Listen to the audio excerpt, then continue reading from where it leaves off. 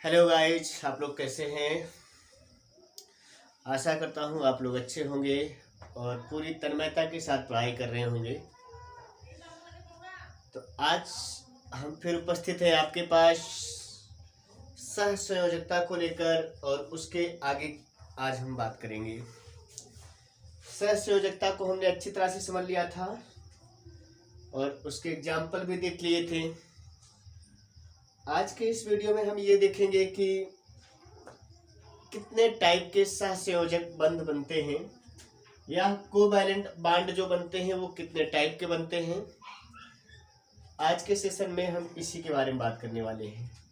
तो मुख्य तो दो प्रकार के सहसंयोजक बंध होते हैं। मुख्य दो प्रकार के होते हैं।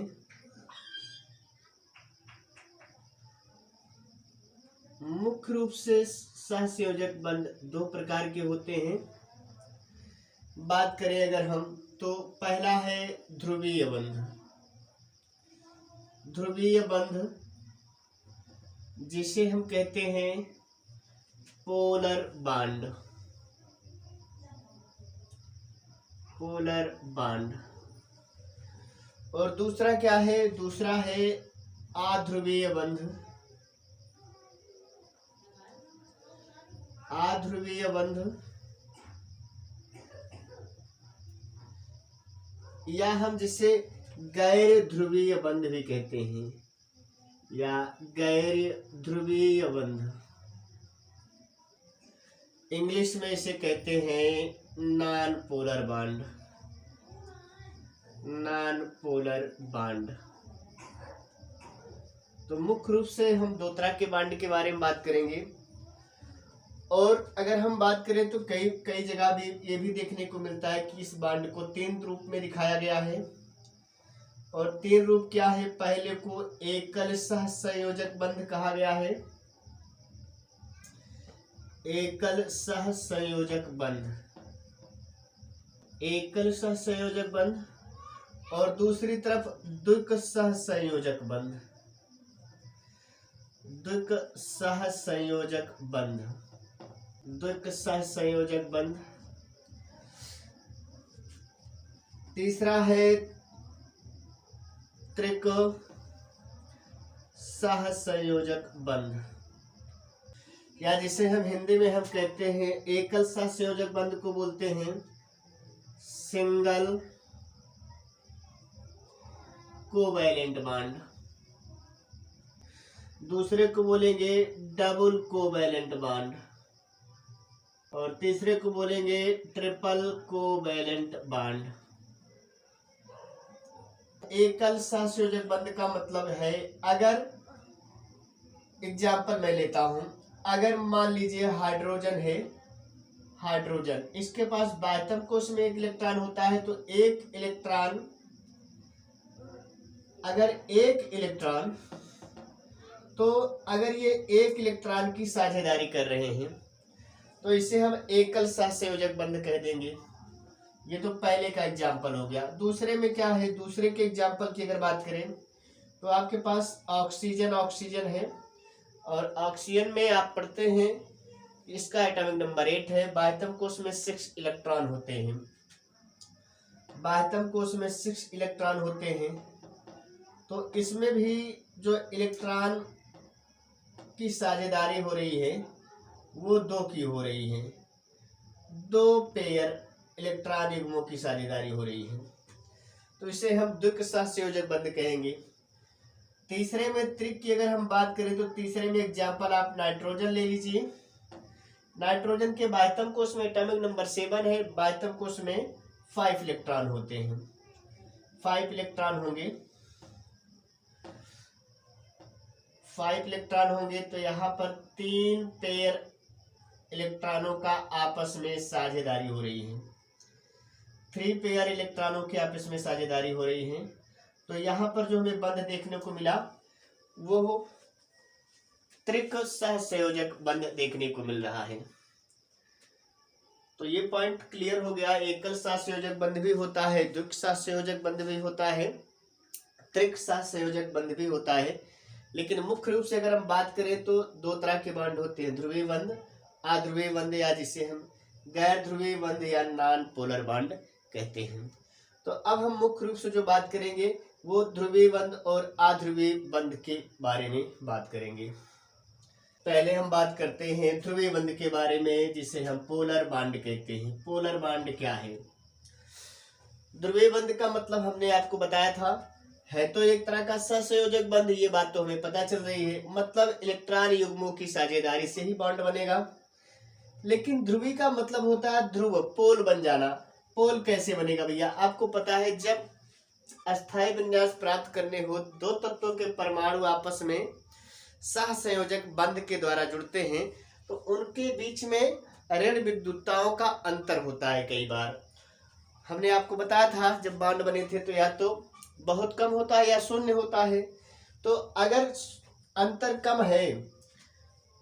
कम है तो भी थोड़ा सा पोलराइजेशन देखने को मिलेगा, और उसमें जो इलेक्ट्रॉन के मध्य जो बंध बनेगा वो एक तरफ तो थोड़ा सा झुका हुआ होगा और दूसरी तरफ से थोड़ा सा दूर होगा। मतलब क्या हुआ? अगर डिफिनीशन लिखेंगे तो लिखेंगे ऐसा सहसंयोजक बंध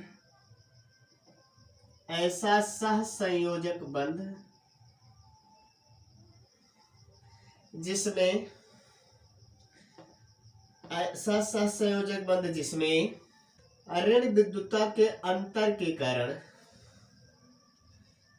बंध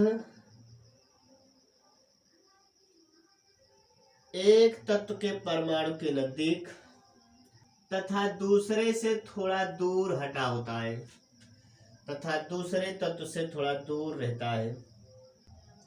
तो इस प्रकार के बंध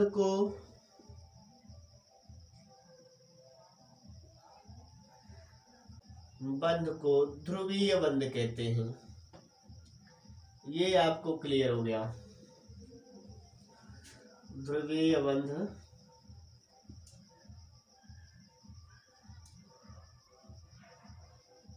कहते हैं। तो क्या बताया? सहसंयोजक बंध ही बनेगा, लेकिन ऋण विद्युतता के अंतर के कारण क्या होगा? एक तत्व के परमाणु के नजदीक लेकिन दूसरे तत्व से थोड़ा सा दूर हटा रहता है। तो इस प्रकार के बंध को ध्रुवीय बंध कहते हैं। एग्जाम्पल जैसे जरा देखिए, यहाँ पर हाइड्रोजन है, यहाँ पर फ्लोरीन है।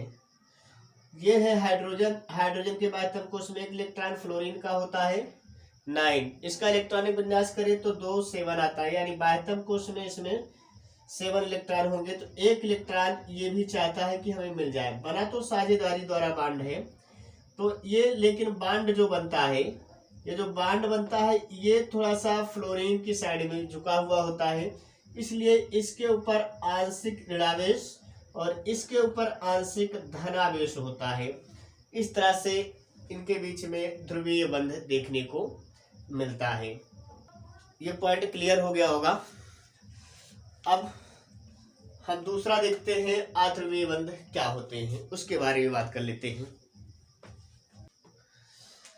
दूसरा जो प्रकार है वो है अध्रुवीय बंध।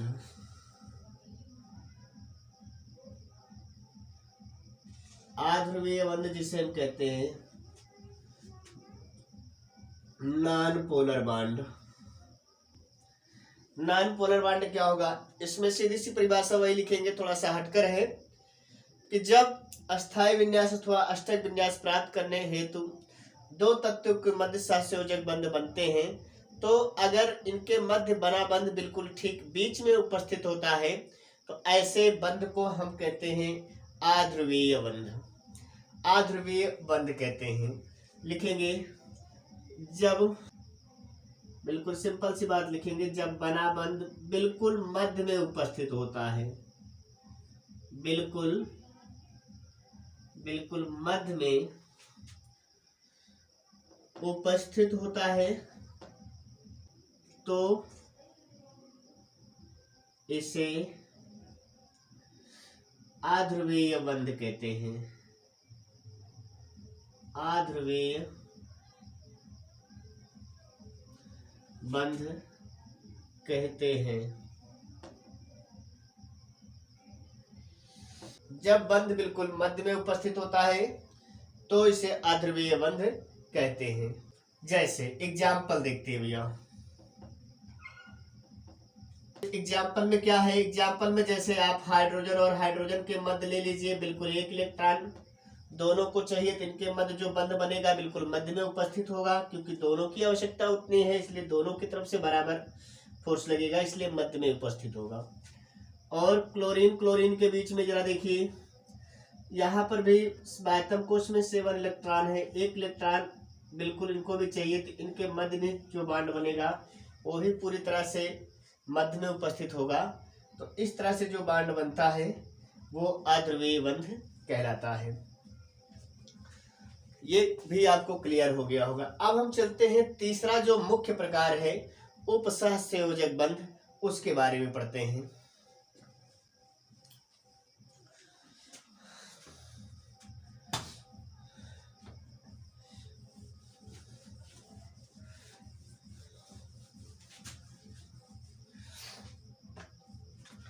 तीसरा जो हम पढ़ेंगे वो है कोऑर्डिनेट बॉन्ड या उपसह संयोजक बंध, उपसह संयोजक बंध।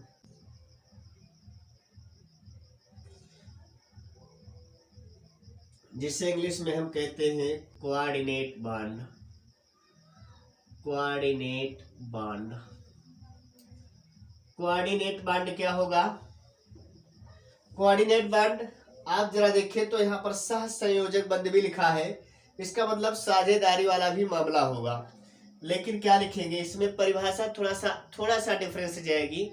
हम लिखेंगे जब अष्टक विन्यास अथवा स्थायी विन्यास प्राप्त करने हेतु दो तत्वों के परमाणुओं के मध्य इलेक्ट्रॉन युग्मों की साझेदारी होती है तथा एक लोन पेयर इलेक्ट्रॉन वो एक्स्ट्रा रखता है, एक लोन पेयर इलेक्ट्रॉन अगर वो एक्स्ट्रा रखता है जो किसी को डोनेट कर रहा है, तो इस प्रकार अगर बंध बनेगा तो हम उसे उपसह संयोजक बंध कहेंगे। कैसे जरा देखते हैं। डेफिनेशन में क्या लिखेंगे? डेफिनेशन में यही बात लिखेंगे कि जब दो तत्वों के परमाणुओं के मध्य इलेक्ट्रॉन युग्मों की साझेदारी होती है और किसी तत्व के परमाणु द्वारा एक लोन पेयर इलेक्ट्रॉन दिया जाता है और दूसरे द्वारा एक लोन पेयर इलेक्ट्रॉन ग्रहण किया जाता है, तो उसे हम कहेंगे कि ये उपसह संयोजक बंध है। यही बात हम लिख लेते हैं। तो लिखेंगे अष्टक विन्यास प्राप्त करने हेतु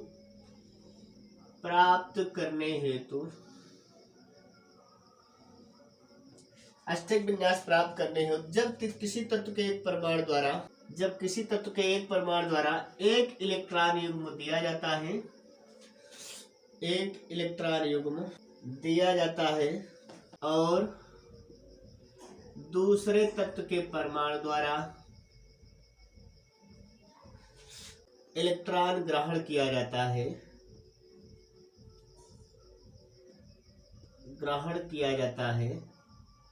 तो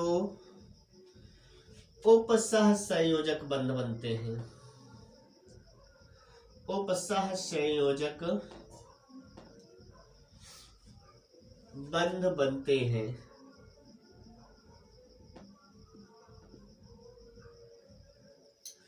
उपसह संयोजक बंध बनते हैं कैसे, थोड़ा सा एग्जाम्पल से समझते हैं। जैसे जरा देखिए, आपके पास है सल्फर डाइऑक्साइड है, तो जरा इसमें देखिए हम बॉन्डेशन करते हैं सल्फर ऑक्सीजन और ऑक्सीजन। अब सल्फर का एटॉमिक नंबर 16 है तो 2 8 6 होगा, यानी कि इसके बाह्यतम कोश में 6 इलेक्ट्रॉन होंगे, यहाँ पे मैं लिख रहा हूं। और ऑक्सीजन है, ऑक्सीजन के पास बाह्यतम कोश में 6 इलेक्ट्रॉन होते हैं, यहाँ पर लिख रहा हूं। यहाँ पर ये हो गया। तो जरा देखिए, इसके भी बाह्यतम कोश में 6 इलेक्ट्रॉन, इसके भी बाह्यतम कोश में 6 इलेक्ट्रॉन और इसके भी बाह्यतम कोश में 6 इलेक्ट्रॉन हो गया। अब अष्टक विन्यास सबको चाहिए, तो जरा देखिए ये और ये दोनों कर लेते हैं साझेदारी। जब यहाँ पर साझेदारी हो रही है तो इस तरह से जरा देखिए तो सहसंयोजक बंध बन रहा है और यहाँ पर ऑक्सीजन के पास एक लोन पेयर इलेक्ट्रॉन बचा हुआ है जो ये सल्फर को दे सकता है। तो अगर ये एक लोन पेयर इलेक्ट्रॉन ये सल्फर को दे पा रहा है तो यहाँ पर उपसहसंयोजक बंध देखने को मिल रहा है। यही बात बताने का मतलब था। मतलब है तो एक तरह का इसमें सहसंयोजक बंध भी, लेकिन एक लोन पेयर इलेक्ट्रॉन उसमें देने की क्षमता है किसी दूसरे तत्व के परमाणु को और दूसरे तत्व के परमाणु के द्वारा एक लोन पेयर इलेक्ट्रॉन ग्रहण किया गया। तो इस तरह से जो यहाँ देखने को मिला वो उपसहसंयोजक बंध देखने को मिला। दूसरा एग्जाम्पल है हमारे पास अमोनिया का और BF3 का। BF3 इसको नोट कर लिए, तब हम दूसरा एग्जाम्पल देखते हैं। दूसरा एग्जाम्पल देखिए जरा, NHH और यहाँ पर BF और F, BF3 और NH3 में देखिए हाइड्रोजन के पास एक इलेक्ट्रॉन होता है और नाइट्रोजन के पास तो बाध्यम कोश से 5 इलेक्ट्रॉन है। तो यहाँ पर क्या हो जा रही है, साझेदारी हो जा रही है। बच रहा है इसके पास 2 इलेक्ट्रॉन बच रहा है। और फ्लोरीन में क्या होता है, 7 होता है। तो एक इलेक्ट्रॉन यहाँ पर भी साझेदारी हो जा रही है, यहाँ पर भी हो रहा है। लेकिन बोरान के पास 3 तो था, इसके पास 3 इससे मिल गया, 5 होता है बोरान का। तो 3 इनके पास था और 3 इससे मिल गया, 6 बन गया। और एक लोन पेयर इसके बाद नाइट्रोजन के पास बचा है, तो एक लोन पेयर इलेक्ट्रॉन इन्होंने यहाँ पर दे दिया। तो इस तरह से अगर हम यहाँ पर देखें तो यहाँ पर भी उपसहसंयोजक बंध बनता है। ये पॉइंट आपको क्लियर हो गया होगा। आशा करता हूँ ये सारे पॉइंट आप अच्छे से समझ गए होंगे। आज के इस सेशन में बस इतना ही। नेक्स्ट वीडियो में हम मिलेंगे हाइड्रोजन बॉन्ड के साथ, कितने तरह के बॉन्ड होते हैं और इसके बारे में डिस्कशन करेंगे। तब तक के लिए बेस्ट ऑफ लक मेरे से। Thank you.